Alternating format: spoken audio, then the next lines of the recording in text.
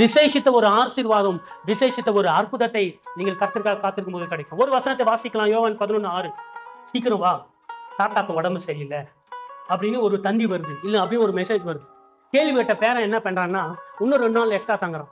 கோவம் வருமா வராதா? ஏன் கோவம் வரும்?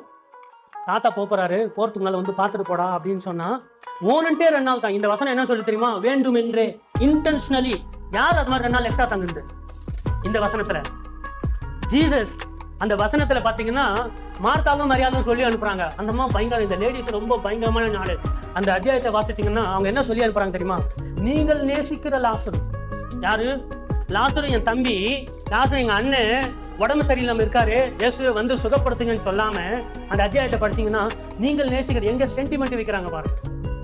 மார்த்தாரும் மரியாதையும் சொல்லி அனுப்புறாங்க, நீங்கள் நேசிக்கிற லாசரு உடல்நலை குறையாக இருக்கிறாரு அப்படி. இயேசு என்ன பண்றாரு?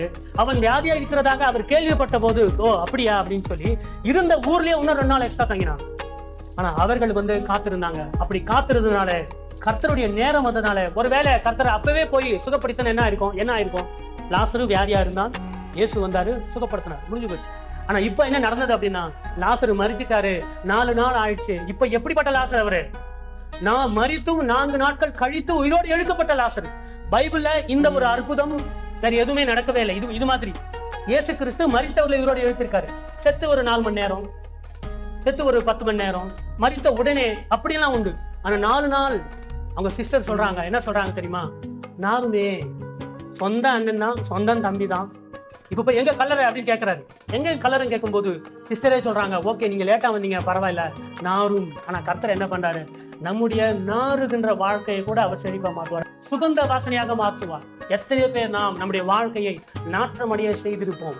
அப்படி நாற்றமடைய அப்படின்னு சொன்னா நாம் எடுத்த சில டெசிஷன்ஸ்னால சில நிம்மதிகளை இழந்திருக்கலாம், சில பேர் வாழ்க்கையை இழந்திருக்கலாம், சில பேர் வந்து வேலையை இழந்திருக்கலாம். ஆனால் கர்த்தர் இன்றைக்கு என்ன சொல்றாரு? உங்கள் வாழ்க்கை எந்த நிலைமையிலே இருந்தாலும் கூட அவர் என்ன சொல்லுவார்? லாசருவே வெளியே வா.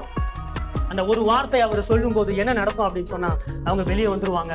லாசரு எவ்வளவு விசேஷித்த ஒரு அற்புதத்தை கர்த்தர் கொடுத்தாரு பாருங்க. அது மாத்திரம் இல்ல, அந்த மாதத்துல டாக்ஸ் கட்டணம் வந்திருப்பாங்க. நீ வந்து 30 ரூபாய் டாக்ஸ் கட்டணும் அப்படின்னு சொல்லிட்டு லாசர் சண்டை போட்டுருப்பாரு. நான் 26 நாளுக்கு தான் நான் டாக்ஸ் கட்டணும். ஏன் 26 நாளுக்கு டாக்ஸ் கட்டு? நீ 30 நாளுக்கு தான் டாக்ஸ் கட்டணும். நான் 4 நாள் ஊர்ல இல்லப்பா. எந்த ஊர்ல இல்ல? ஊரோட இருந்தே இல்ல. அதான் நான் சொல்றேன். நான் ஊர்ல இல்லைன்னு சொல்லல, நான் இந்த யூனிவர்ஸ்ல இல்ல 4 நாள். I am going to pay the tax only for 26 days. அந்த டாக்ஸ் கலெக்டருக்கு ரொம்ப கோவம் வந்துடும்.